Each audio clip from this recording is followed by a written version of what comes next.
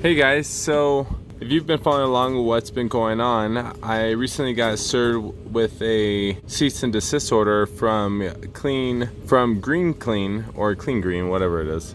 But basically, if you've been watching it, you saw the cease and desist order and all the different things they list, right? And some of the stuff I kind of came to the realization, it's kind of really weird when something happens in life and then it leads to an epiphany, right? And here at the store, I was actually just trying to buy some dish soap for my own cleaning goods, right? And obviously, I've been reading these legal documents for sodium lauryl sulfate for the last few days, and so that chemical is kind of like on the forefront of my head. And sodium citrate. But anyways, as I came through, I started flipping these behind the bottle, and some of these brands are a little bit cleaner than others, but a lot of them ended up having sodium lauryl sulfate. As you guys kind of flip through it, you can see the lauryl sulfate, or it has the aluminum lauryl sulfate. Same thing over here. But what was really interesting to me when it kind of hit me right here, you have the sodium lauryl sulfate.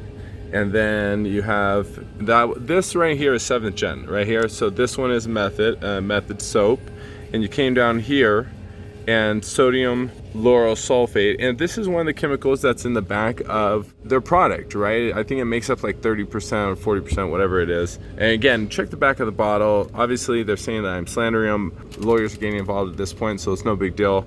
But you know, I told them that if they're going to push this issue, I actually gave them the opportunity to come on the channel right here, sodium lauryl sulfate, this right here. And again, this is hard on greases, right? Okay, so sodium lauryl sulfate. So then this kind of hit me right here. It kind of blew my mind, right? Sodium lauryl sulfate, okay? And then when I kind of took a step back, so we looked at all these chemicals, right, in the back of all these different brands, and they're pretty much almost exactly the same, roughly. A couple chemicals here and there are different. But what makes them all different, right? Come on, guys. The color. You know, and that kind of hit me. Their product is green. And then I started wondering, you know, the sodium lauryl sulfate and the citric, whatever the citric one it was, and I'll make sure to be clear when I show you.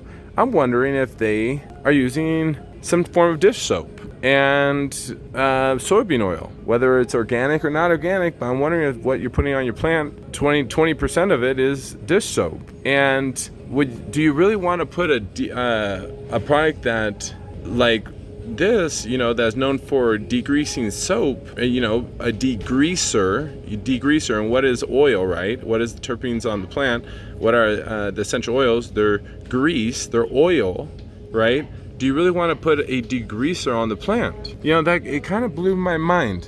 And I don't know, but now I ended up actually ordering one of their products. I'll be sending out to one of my labs, and I'm gonna get a very clear understanding of what chemicals are in this product, because at the end of the day, I gave them the option to come on my channel, and if you haven't listened to that, go ahead and do so. I was pretty forthright. I was like, hey, listen, make me look stupid. And they chose the legal route. So I was like, hey, listen, you're gonna choose the legal route. I'm gonna post every single thing that comes to my awareness. And at the end of the day, let's see what happens. All right, brothers. But the point of this again is, I'm not saying that soap is in their product. Let me be really, really clear. But what I am saying is that the chemicals that is in the back of their product is also the chemicals that are back in the back of Dawn soap. Do you want, every single time you spray products that is X amount of product, you know, do you want the same type of chemicals that are found in soap on your plants? Like, do you want to be smoking soap? Like, at the end of the day, I mean, I guess some people do. I mean, what are people in nowadays? Salt baths, rocks, salts, some shit? Whatever.